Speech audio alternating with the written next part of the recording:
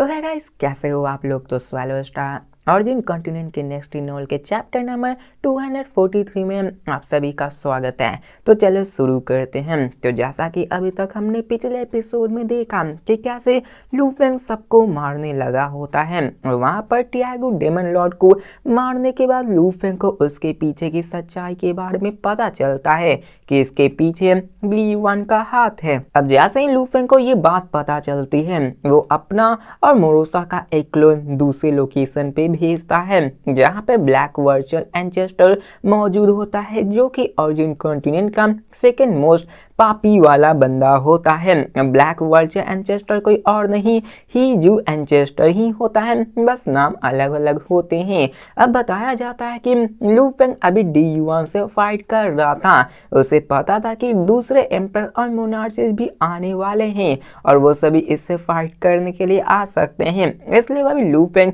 बाकी सारे पापियों को दूसरा मौका नहीं देना चाहता था।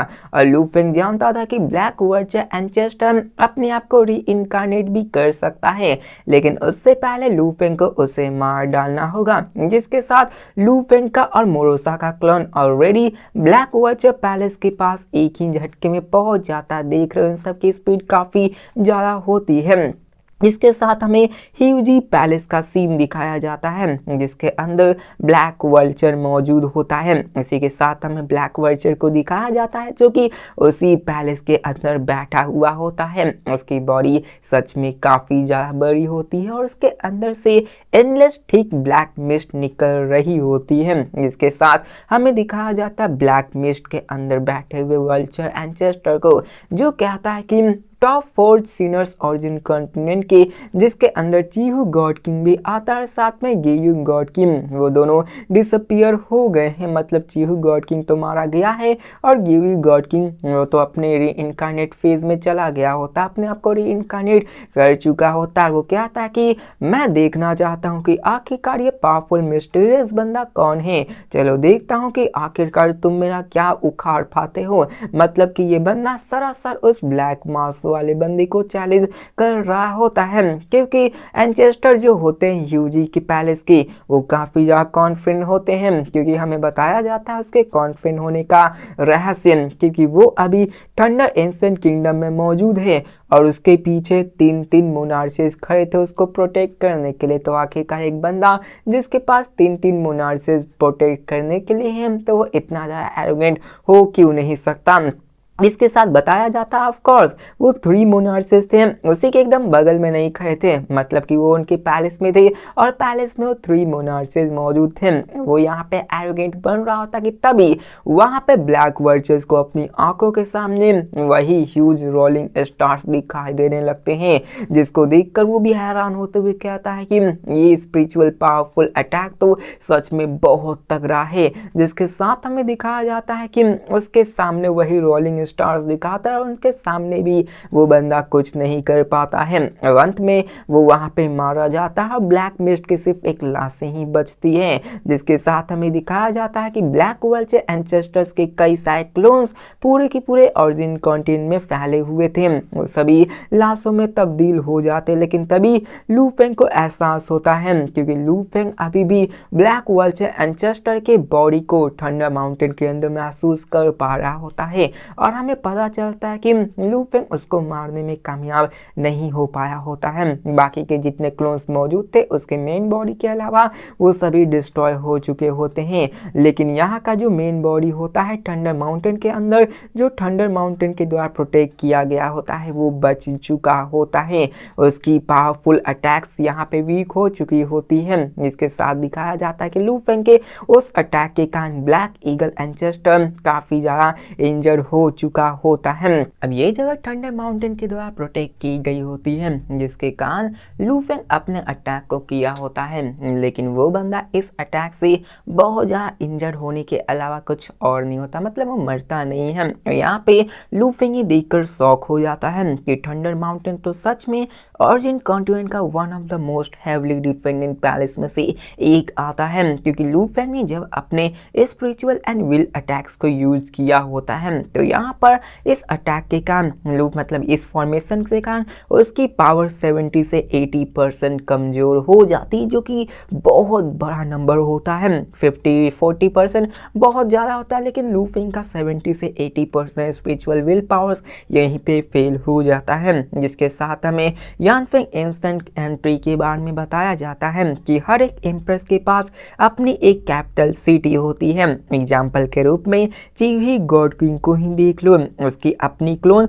एम्पर के पैलेस में छिपी हुई थी, जहां पर लू फेंग ने जब उसके ऊपर अटैक की हुई होती, मतलब चीहू गॉड किंग पर अटैक किया होता है, तो लू फेंग की जो पावर होती है वो सिर्फ 20 से 30% ही कम हुई थी, लेकिन यहाँ पर तो 70 से 80% कम हो गई थी, जो कि बहुत बड़ा गैप होता है। लू फेंग कहता है कि यहाँ पर यही एक होली पैलेस है पूरे के पूरे थंडर एंसेंट कंट्रीज के अंदर, जो एक थंडर माउंटेन है। यहाँ पे कई सारे मोनार्चेस रहते हैं और यहाँ पे कई सारे क्लोन्स भी मौजूद होते हैं, इसलिए यहाँ की प्रोटेक्शन बाकी सारे जगह से काफ़ी ज़्यादा होती है। और यहाँ पे स्पिरिचुअल अटैक हो या फिर कैजुअल अटैक, वो सभी बहुत ही ज़्यादा कमज़ोर हो जाते हैं, वो थंडर माउंटेन को हर्ट भी नहीं कर सकते हैं। जिसके साथ हमें थंडर माउंटेन के होली लैंड के अंदर का सीन दिखाया जाता है, जहाँ पे वही बंदा हेजू पैट्रियाच वहाँ पे मौजूद था, उसी थंडर माउंटेन के हार्ट ऑफ केव के अंदर मौजूद था, लेकिन यहाँ पर उसे अभी भी बहुत ज़्यादा दर्द होने लगता है और सेवरली बहुत ज़्यादा इंजर्ड हो चुका होता है। और यहाँ पर उसके जितने भी क्लोन्स के अंदर अपनी विल पावर्स मौजूद थी वो सभी डिस्ट्रॉय हो चुके होते हैं। साथ में उसकी जितनी भी रिजरेक्शन कैरियर्स मौजूद थी थंडर माउंटेन्स के बाहर, वो सभी तबाह हो चुके होते हैं और उसकी कोई भी ट्रेस नहीं बचती। अब यहाँ पे हेजू पैट्रास पूरी तरह से डर चुका होता है और कहता है कि मैं अभी भी थंडर माउंटेन के अंदर छिपा हुआ हूँ, लेकिन फिर भी मेरी स्पिरिचुअल और विल पावर इतनी ज़्यादा डैमेज हो गई है, अगर मैं बाहर होता तो मेरे पास कोई पावर ही नहीं थी इस पावर को रेसिस्ट कर पाने के लिए। अब इसी के साथ वो अपने 3 मोनार्चेस को मैसेज करता है जो कि वहाँ पे मौजूद थे और वो उनसे बताता है, और इस समय वो काफ़ी मतलब बहुत ज़्यादा डरा हुआ था। अब वो काफ़ी ज़्यादा डर चुका होता है क्योंकि यहाँ पर ये प्रेशर उसे लगभग मार ही दी होती है, और यहाँ पर वो इतना डर चुका था कि वो थंडर माउंटेन को छोड़ तक जाने की नहीं सोच पा रहा होता। अब लू फेंग इस सब के बारे में सोचने लगता और कहता है कि ऑरिजिन कॉन्टिनेंट के ऊपर जो टॉप 4 सीनर्स थे वो ऑलरेडी मारे जा चुके हैं, जिनमें से चीहू गॉड किंग वो भी मारा जा चुका है और गिवी गॉड किंग तो उसने ऑलरेडी री इनकारनेशन को चुन लिया है। जिसके साथ लू फेंग ने ह्यू जी एंचेस्टर जो कि होली लैंड थंडर माउंटेन के अंदर छिपा हुआ था उससे फाइट करने के लिए ले गया था, और साथ में लू फेंग ने टियागो डेमन लॉर्ड के पपेट को भी मार डाला था, जो कि कह सकते हो कि वो असल में कोई बंदा ही नहीं था। लू फेंग अपने प्लान्स के बारे में सोचते हुए कहता है कि मेरा प्लान तो सच में अच्छा है, और इस वक्त लू फेंग ने अपने आप को एम्पर यान के सामने करा रखा होता है और उसका सबसे बड़ा मछली जो कि एम्पर युआन होता है उसका चारा में फंस चुका होता है। जिसके साथ हमें बताया जाता है सुप्रीम रूल्स के बारे में कि ऑरिजिन कॉन्टिनेंट के अंदर भी सुप्रीम रूल्स मौजूद हैं और यहाँ पर अपर लिमिट मौजूद है जो कि आपको ऑलरेडी पता होती है, जहाँ पर लू फेंग इन सब के बारे में जानता था और उसे पता था कि ये अपर लिमिट उसके लिए बहुत ही फायदेमंद है क्योंकि वो आराम से 2 एंशिएंट नेशन के एंचेस्टर से फाइट कर सकता है। अगर अपर लिमिट न होती तो कब का ओवरलॉर्ड में ब्रेक थ्रू कर सकते थे, मतलब हो सकता था कि वो लोग उस लेवल में ब्रेक थ्रू करके अपने पावर को इंक्रीज कर लेता और लू फेंग उन सब का घंटा नहीं उखाड़ पाता। इसलिए लू फेंग के पास अभी इतनी पावर थी कि वो 2 एंशिएंट नेशंस के एंचेस्टर से भी फाइट कर सकता है। जिसके साथ दूसरी बात करी जाए तो लू फेंग के पास ऑलरेडी स्टार टावर मौजूद ही थी। एक बार एम्परर्स और मोनार्चेस उससे फाइट करने आएंगे तो लू फेंग स्टार टावर का यूज कर सकता है, लेकिन उसी वक्त जबकि उसकी जान पर बना है। लेकिन क्या होगा अगर एम्पर और मोनार्चेस अपने आप को बिल में छुपा कर रख लें, क्योंकि उसके बाद लू फेंग का देखा जाए तो वो भी उन सबको मार नहीं सकता है। जिसके साथ यहाँ पे लू फेंग D1 से फाइट करने के लिए रेडी हो जाता है। उसे पता होता है कि फ्यूचर में जितने बाकी के एम्प्रेस और मोनार्चेज हैं वो और भी ज़्यादा सावधानी बरतने लगेंगे। लू फेंग अपने मन में सोचते हुए कहता है कि इनफैक्ट मेरा कोई भी दूसरे मोनार्चेज और एम्पर की तरफ उतनी भावनाएं नहीं है, हीन भावनाएं नहीं है जिससे कि मैं उन सबसे फाइट कर लूँ। लेकिन क्या होगा जब मैं इस युवान को मार दूँ, तो क्या वो अभी भी मुझ पर विश्वास कर पाएंगे? नहीं, वो फिर भी मुझे तलाशते रहेंगे ताकि वो मुझे मार सके। जैसे कि बात करें एम्पर चू जो कि लू फेंग के मास्टर ही थे, एम्पर मिंग, एम्पर फू, एम्पर जीवान, लू फेंग उन्हें अच्छे लोगों की तरह देखता है और लू फेंग के ऊपर उनका एक अच्छा इंप्रेशन भी होता है। लू फेंग उन सबसे फाइट करना ही नहीं चाहता है। कुछ ही ऐसे लोग थे जिन्हें कि लू फेंग असल में मारना चाहता है।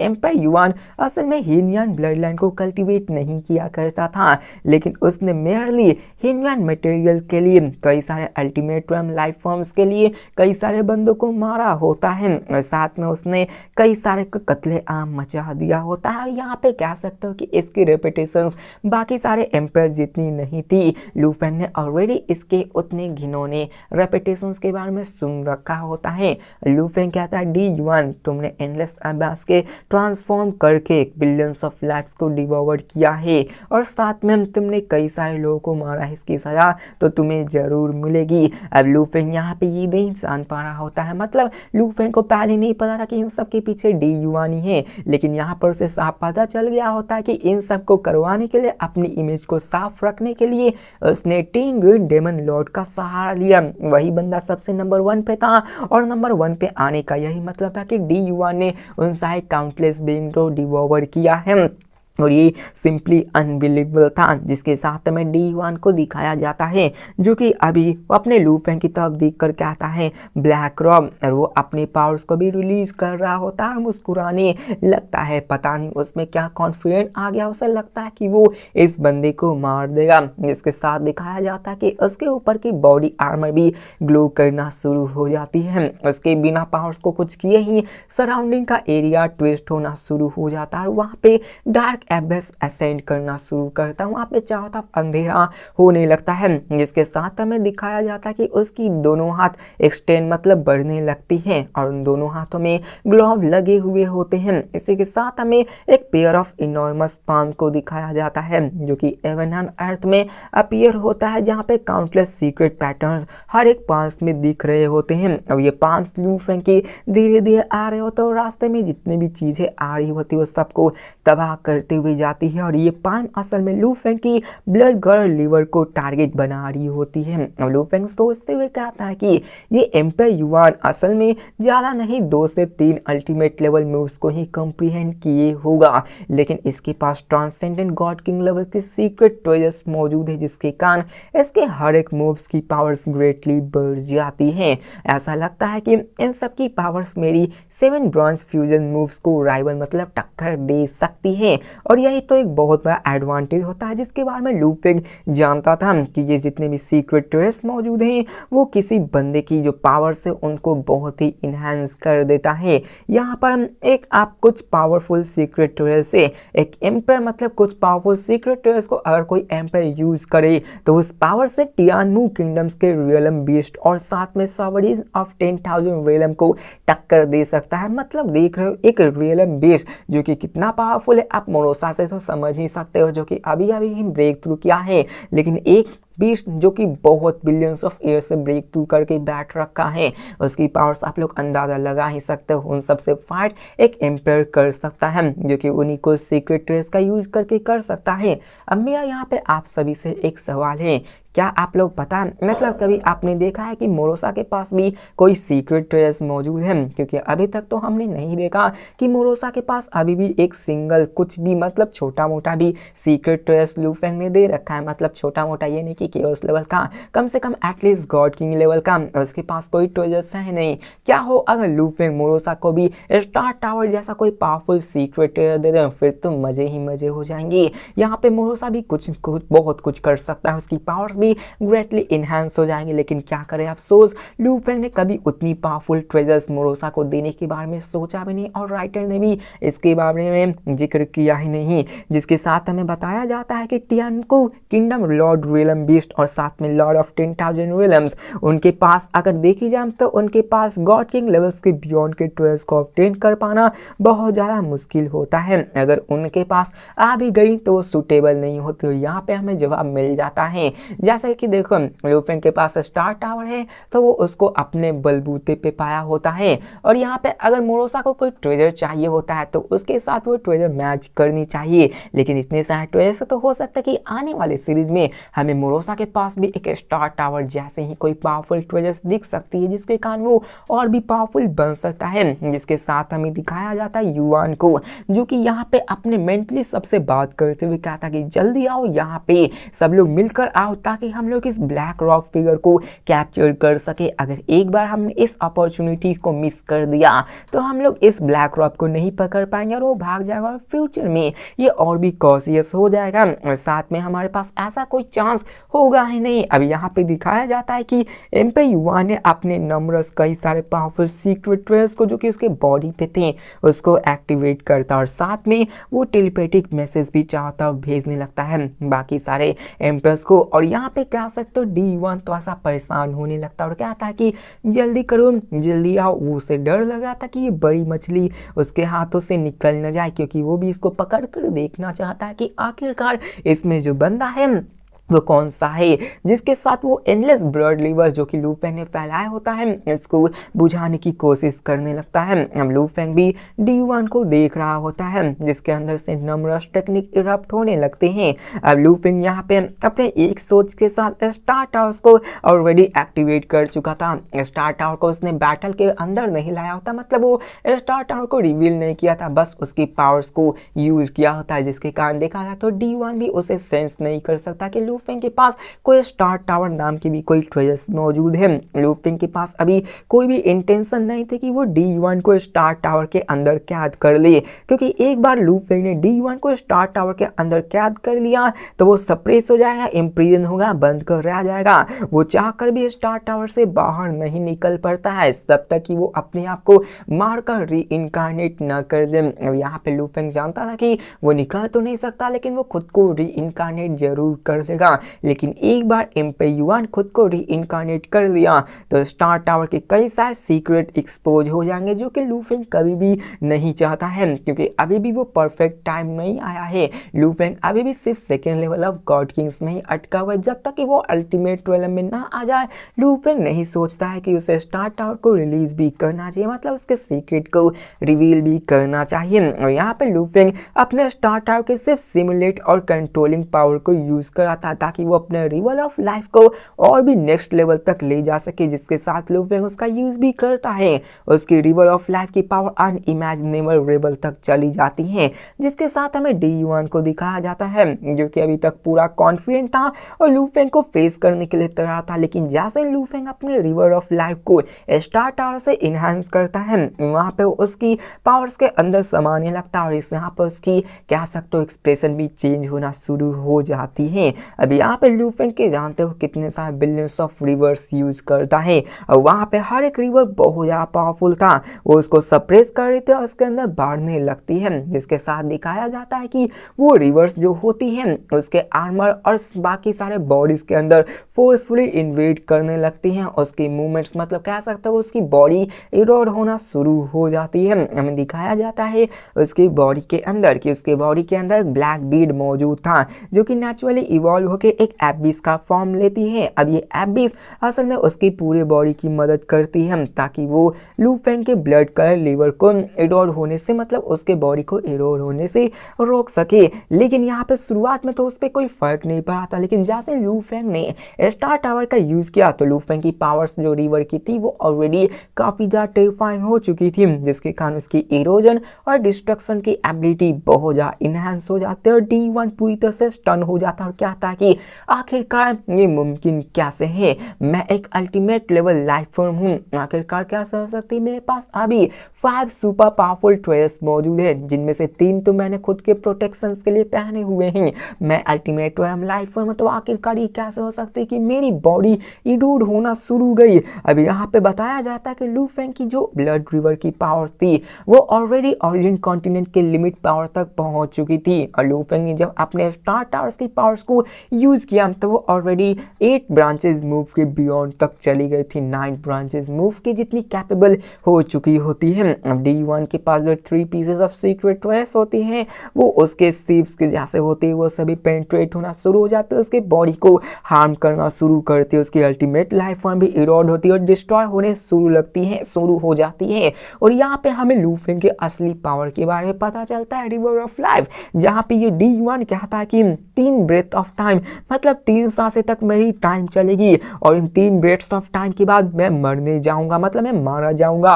और यहाँ पे वो पूरी तरह से हैरान हो गया था क्योंकि ये पावर सच में काफी ज्यादा टेरिफाइंग, तो उसे पता चल जाता कि वो 3 ब्रेथ्स ऑफ टाइम से ज्यादा टिक नहीं पाएगा। अच्छे से बताया नहीं गया कि 3 ब्रेथ्स ऑफ टाइम कितने होते हैं। समझ लो कि एक बंदा जितने देर में सांस लेता है या फिर कह सकते हो 20-30 सेकंड या फिर कुछ भी, उतना ही आप लोग समझ लो। D1 ने कभी भी ऐसा नहीं सोचा था कि ऐसा भी हो सकता है। वो पूरी तरह से हैरान हो जाता है और जल्दी से बाकी सारे एम्प्रेस से बात करते ट्रांसमिट करता है मैसेज की जल्दी आओ मुझे बचाओ, जल्दी आओ मुझे बचाओ, मैं सिर्फ 2 ब्रेथ्स ऑफ टाइम तक ही होल्ड कर सकता हूँ। और यहाँ पे उसकी जो थॉट्स होती है वो काफी ज्यादा फास्ट होती है और एक ही झटके में वो बाकी सारे एम्प्रेस तक ये न्यूज चली जाती है, यहाँ तक कि डी किंग के पास भी, जो कि नंबर 1 था एम्प्रेस के मामले में, जिसके साथ हमें बताया जाता है कि जो एम्पर युआन और टीगी डेमन लॉर्ड का मैटर था वो सीक्रेट था। अल्दो कई सारे एम्प्रेस ने इसको ऑलरेडी गेस कर दिया था, लेकिन वो भी एम्प्रेस थे तो वो भी उतना ज्यादा एलिगेशन नहीं लगाते थे क्योंकि यार सब मेल मिलाओ, सब मिले जुले भाईचारे हैं, वो सब ऐसा करते हैं क्योंकि वो टॉप पावर्स है ऑरिजिन कॉन्टिनेंट के, तो यार वो सब कुछ भी कर सकते हैं। जिसके साथ बताया जाता है कि उसने बहुत पहले मैसेज भेज दिया था, लेकिन असल में इस मूवमेंट में कई सारे एम्प्रेस द यानफिंग एंशिएंट किंगडम्स के वो सभी बिजी थे। मतलब यार ये बहुत ही फनी चीज है कि यहाँ पर ये बंदा इससे फाइट करने के लिए है, लेकिन अभी तक सारे एम्प्रेस वो सारे अपने मैटर्स में बिजी होते हैं। और इसके साथ हमें दिखाया जाता है वहाँ पे युआन को जो कहता है कि जिसने ब्लैक रॉब मतलब जिस बंदे ने ब्लैक रॉब ने उन सारे सिनर्स को मारा है, मैंने उसे ढूंढ लिया। वो मैसेज पहुंचाने लगता कि देखो ऐसी ऐसी बात है। अब यहाँ पे दिखाया जाता है जल्दी आओ और इसे पकड़ो। अब यहाँ पे हमें दिखाया जाता कि वो सबको मैसेज भेजने लगते हैं, जिसके साथ हमें बताया जाता है वो एम्प्रेस के बारे में कि उनमें से कुछ एम्प्रेस तो ऐसे थे जो कि सेक्लूडेड कल्टीवेशंस में थे, कुछ ऐसे थे जो कि इंपॉर्टेंट लोकेशंस को गार्ड कर रहे थे, कुछ ऐसे थे जो कि अपने क्लैन टास्क को कर रहे थे। लेकिन सडनली उन्हें एम्पर युआन का फिर से मैसेज सुनाई देता है जो कि कुछ ड्यूटीज में थे। यहाँ पे वो ड्यूटीज में होने के कारण वो सब उस पर ध्यान देते ही नहीं, मतलब यार तुम मर रहे हो, लेकिन इन सारे एम्प्रेस को घंटा फर्क नहीं पड़ रहा होता है। जिसके साथ हमें डी जू फेंग को दिखाया जाता है जो भी एक एम्पर होता है। वो कहता है कि क्या क्या मैं जाऊं ब्लैक रॉक को पकड़ने के लिए, क्या ब्लैक रॉक को पकड़ना इतना ज्यादा आसान होता है। डी जू फेंग ने ऑलरेडी ब्लैक रॉक के साथ उसी एरिया ड्रीम ड्वेलर में फाइट कर रखी होती है। जिसके साथ डी जू को दिखाया जाता है जो कि अपने लू फेंग के मास्टर होता है और कहते हैं कि मैं इसमें इन्वॉल्व नहीं होना चाहता, मैं यहाँ इसके बीच में क्यों ही आए। इसके साथ हमें डीमिंग को दिखाया जाता है जिसको भी घंटा फर्क नहीं पड़ता। वो कहता है क्या ही इडियट है। अब ऑलरेडी इन सारे एम्प्रेस के बीच के अंदर के जो रिलेशंस थे वो काफी ज्यादा बुरे थे। जिसके साथ हमें दिखाया जाता है D1 को जो कि यहाँ पे फिर से सबसे मदद मांगने लगता है और कहता है कि जल्दी आओ मुझे मदद करो। अब डी कॉन्ग को दिखाया जाता है जो कहता है कि ये D1 तो सबसे बुला रहा है। अब चीहू गॉड किंग भी मेरे अंदर आ गया था, मतलब ये डी कॉन्ग होता है जो कि एक एम्प्रेस था, उसके अंदर ये चीहू गॉड किंग जिसको कि लू फेंग ने मारा था वो उसके अंदर था। तो ये मन बनाता है कि मुझे जाके उसके साथ टीम अप करना चाहिए D1 के साथ, ताकि मैं उस ब्लैक रॉक से अपना बदला ले सकूं। लेकिन वो भी इंतजार करता है कि और भी एम्प्रेस को ज्वाइन करने दो ना, आखिरकार मुझे जाने की क्या जरूरत है। अगर और भी एम्प्रेस होंगे तो मैं जीतने के लिए उतना कॉन्फिडेंट तो हो जाऊंगा। मतलब देख रहे हो बंदे की एक सर्वेंट को मार दिया गया, लेकिन इसको घंटा फर्क नहीं पड़ रहा, ये अभी भी इंतजार कर रहा होता है दूसरों की आने के लिए। अब डीकॉन भी वहां पे 10 मिनट्स ऑफ टाइम तक वेट करने के लिए खड़ा था, लेकिन 3 मिनट्स में ही वो मारने जाने वाला था। लेकिन हमें दिखाया जाता है कि उसको इन सब के बारे में पता चल जाती, मतलब D1 की जो मैसेज थी उसके पास भी आ जाती है, जिसको जानकर डीफू भी पूरी तरह से हैरान हो जाता है कि आखिरकार चल क्या रहा है। D1 आखिरकार ये ब्लैक रॉक को पकड़ने क्यों गया है, उसकी एबिलिटीज काफी ज्यादा अच्छी है। जिसके साथ हमें दिखाया जाता है एम्पर फू को, जो कहता है कि लगता है कि यहाँ पर एम्पर युआन किसी ट्रबल में फंसा हुआ है और वो अभी डील नहीं कर पा रहा है और सिर्फ उसको फोर्स कर रहा है, उसको सप्रेस किए हुए हैं। और रिसेंट एरिया में उसे भी पता था कि ये अपने आप को लो की रख रहा है, लेकिन तभी दिखाया जाता है कि सब लोग एम्प्रेस अपने अलग अलग ख्यालों में डूबे हुए होते हैं। ये उस वक्त का सारा सीन है जबकि उसने मैसेज नहीं बोला होता कि जल्दी आओ, मैं 3 बेड्स में मरने वाला हूँ, लेकिन तभी हमें दिखाया जाता है कि उन सब के पास वो अर्जेंट डिस्ट्रेस सिग्नल पहुंचता है जो कह रहा होता है कि जल्दी आओ, मुझे बचा लो, मैं 2 बेड से ज़्यादा नहीं इंतजार कर पाऊँ, नहीं बच पाऊंगा। अब ये बात सुनकर डीजू फैंग, डीचू और साथ में डीमिंग सभी शौक हो जाते हैं कि आखिरकार ये बंदे को हो क्या गया है। सब लोगों को पता था कि आखिरकार एम्पर युआन अपने सुपर स्ट्रॉन्ग ट्रेजर्स के साथ कितना ज़्यादा स्ट्रॉन्ग है। यहाँ पे उन्हें फिर से पता चलता, आवाज आती जो कहता है जल्दी आओ, मैं मर रहा हूँ। अब डी1 पूरी तरह से घबराते हुए कहता है कि ये ब्लैक रॉक बहुत ज़्यादा टेरिफाइंग है, अगर तुम जल्दी नहीं आए तो मैं अपने आप को री इनकारनेट कर लूंगा। अब एक बार वो री इनकारनेट कर लिया तो उसके जितने भी पावरफुल सीक्रेट ट्रेजर्स हैं वो सभी चले जाएंगे उसके हाथों से। उसके पास अभी भी इतना कोटा नहीं था अपने यानफेंग एंशिएंट किंगडम्स में, उसने डेब्ट को भी नहीं चुकाया था कि वो अपने आप को फिर से एक अल्टीमेट ट्वेल्व लाइफ फॉर्म में कल्टीवेट कर सके, इसलिए वो अपने आखिरी मोमेंट तक अपने आप को बचाए रखा था ताकि उसे री इनकारनेट करने की जरूरत ना पड़े। इसके साथ हमें दिखाया जाता है बाकी सारे एम्प्रेस को, जिसमें से एम्पर फू बाकी सबसे क्या था कि अकेले मत जाओ, मैं भी चल रहा हूँ। इसके साथ दिखाया जाता कि वो सभी एम्प्रेस जो कि अभी तक चुपचाप बैठे हुए थे वो इस सिचुएशन को समझ जाते और कहते कि चलो चलते हैं। एम्पर फू को भी बहुत ही बुरी फीलिंग आने लगती है कि यहाँ पे बाकी सारे एम्प्रेस अगर अकेले जाएंगे तो वो मारे जाएंगे, क्योंकि 2 एम्प्रेस भी चले गए तो लूफिंग का घंटा नहीं उखाड़ सकती। जिसके साथ दिखाया जाता है कि सब लोग आने लगते हैं। इसी अर्जेंट मूवमेंट में जितने भी यानफेंग विंसेंट किंगडम्स के एम्प्रेस थे उन सबको पता चल जाता है कि यार सिचुएशन बहुत ही गंभीर है, हमारा एक एम्पर मार ही जाना वाला है, इसलिए हमें जाकर उसको बचाना होगा, क्योंकि दुश्मनी कितनी ही बड़ी क्यों ना हो जाए, जान पे आ जाए तो यहाँ पे वो फिर भी एंशिएंट किंगडम्स के एक एम्प्रेस से तो मदद करने के लिए तो जाना ही पड़ेगा। जिसके साथ एम्पर मिंग और एम्पर चू भी बिना किसी हेजिटेशन के वहां चले जाते हैं। अब यहाँ पे लूफेंग ने अब अपने टीचर एम्पर चू को बताया होता है कि देखो मास्टर, मैं ही वो ब्लैक रॉक का बंदा हूँ, तो एम्पर चू वहाँ पे नहीं जाते, लेकिन यहाँ पे उन्हें नहीं पता तो वो भी ब्लैक रॉक को मारने के लिए निकल पड़ते हैं। जिसके साथ दिखाया जाता है कि टोटल में 8 एम्पर्स, जो कि बाकी सारे एम्पर्स अपने आप के इंपॉर्टेंट टास्क में थे और वो अपने बॉडी को स्प्लिट करके नहीं ले जा सकते, वहाँ पे उन सब नहीं जाते बल्कि बाकी और निकल जाते हैं। टोटल में 8 एम्पर्स वहाँ पे गैदर हो जाते हैं और वो सभी एम्पर फू के लीडरशिप्स के अंदर जा रहे होते हैं और सभी एम्पर फू के फॉर्मेशंस को यूज़ करके उतने बड़े एरियाज को कवर अप करके वहाँ पे पहुँचते। मतलब यार एम्पर फू भी क्यों मदद कर रहा है। अब यहाँ पे शायद हो सकता है कि वो सिर्फ बहाना कर रहा है, क्योंकि उसे लूफेंग के असली के बारे में पता है कि लूफेंग ही वो ब्लैक रॉक वाला बंदा है। तो इसी के साथ हमारा ये एपिसोड खत्म होता है, तो मिलते हैं नेक्स्ट वीडियो में, तब तक के लिए बाय।